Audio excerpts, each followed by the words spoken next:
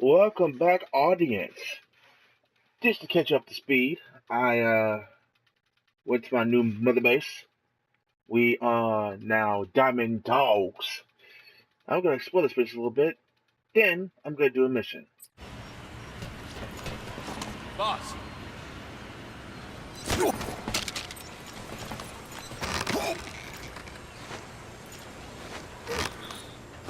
Night night, nigga.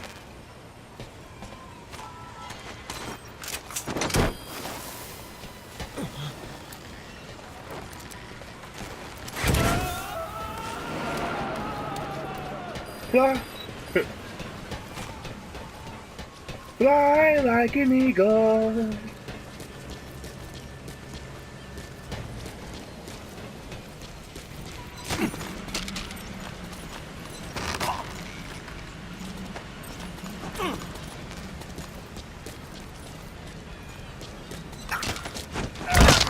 Oh!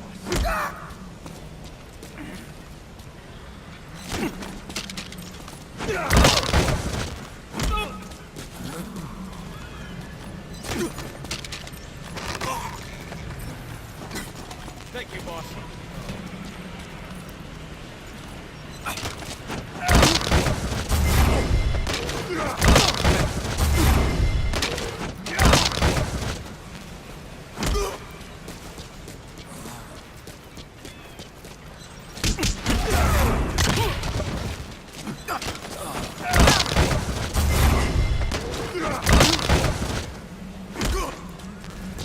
Multi-tier takedown, baby. Oh, that is too awesome for it. Okay. Thanks for that, boss.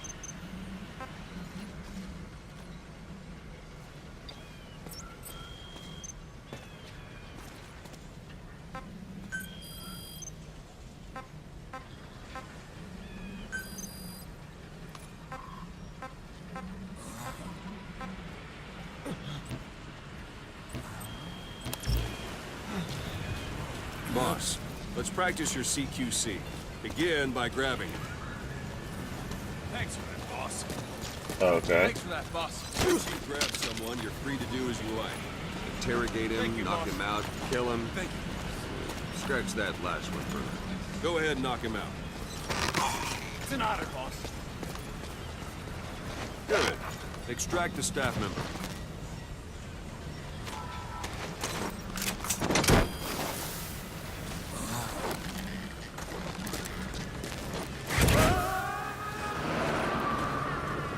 Now for fist fighting. Strike an adversary repeatedly to knock him out. He'll stay unconscious for longer than if you throw him. This isn't like you, Snake. Try it one more time.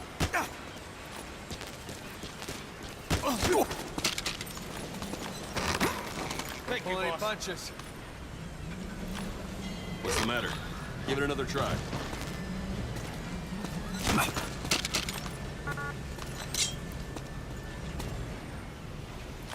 Thanks for that, boss.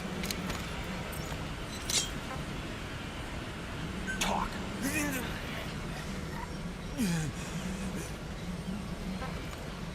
Where are your friends?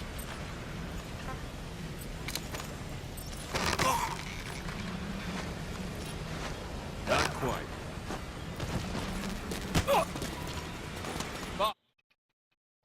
CQC.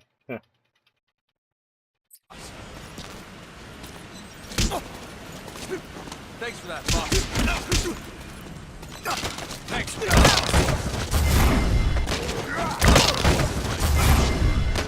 Try it one more time. Give it another try.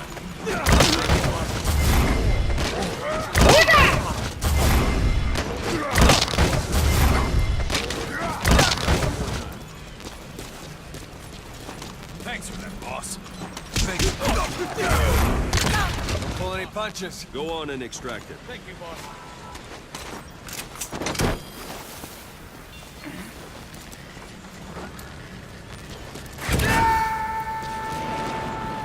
Starting to feel like yourself again?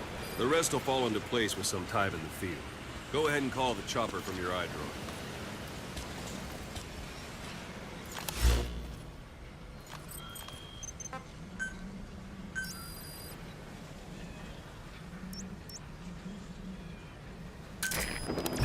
squad. Arriving shortly at LZ.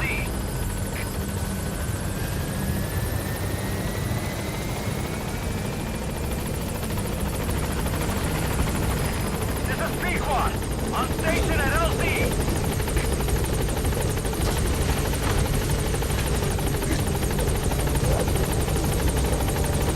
Let's go.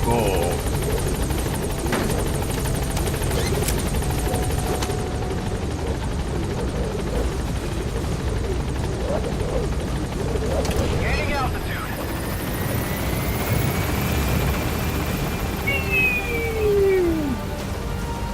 You know, I've never been on a helicopter ride. Nope, I have not.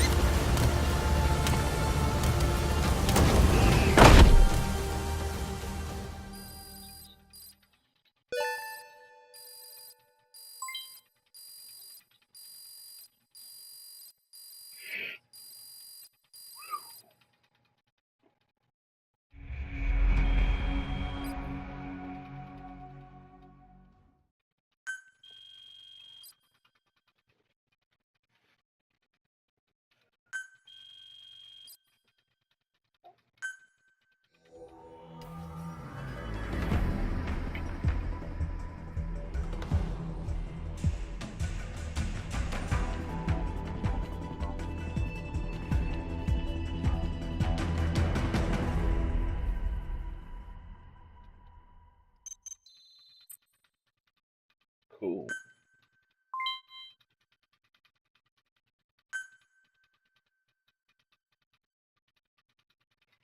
CQC.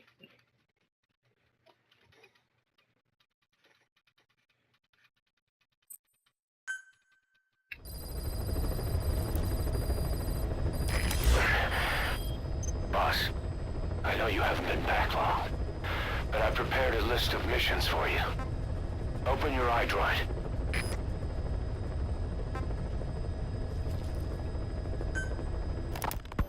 Ocelot. I hear they started calling you Shalashaska in Afghanistan.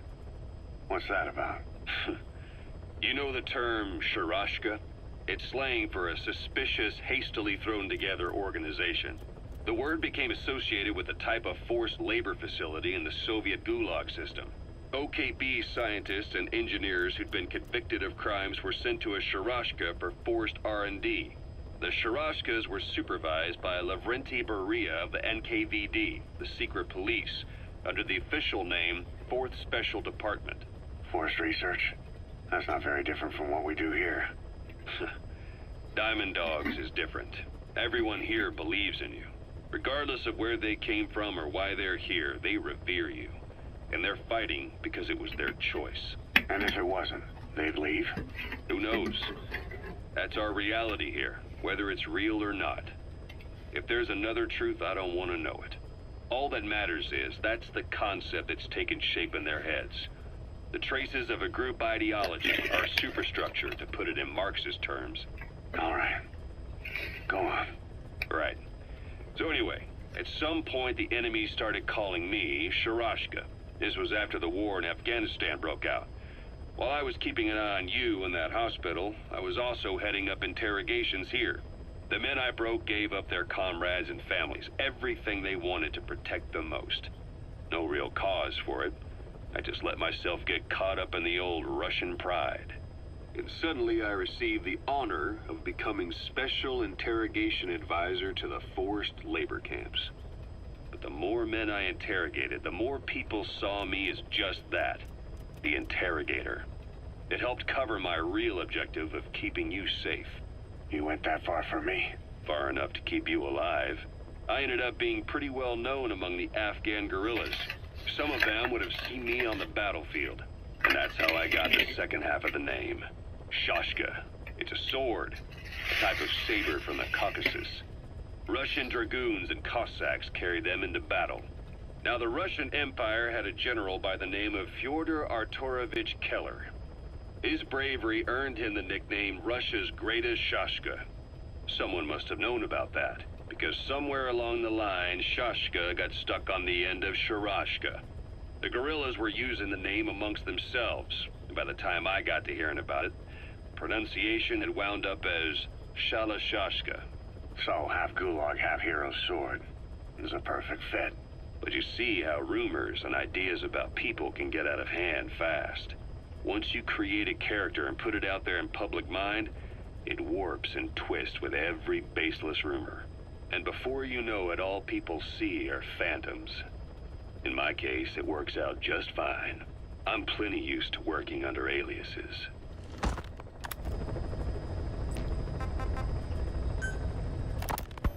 Snake, I wanted to ask you about the man on fire. What do you remember from the hospital? Anything we can use? Well, he took off the moment the sprinklers started up. Sprinklers? The fire system? And when he got sprayed with water from the burst pipe, it slowed him down. When we escaped on horseback, he wouldn't cross the river either. And then it started to rain. And he disappeared. Water against fire. Is it that simple? I mean, it makes sense. It's just hard to believe it would work on a guy like that.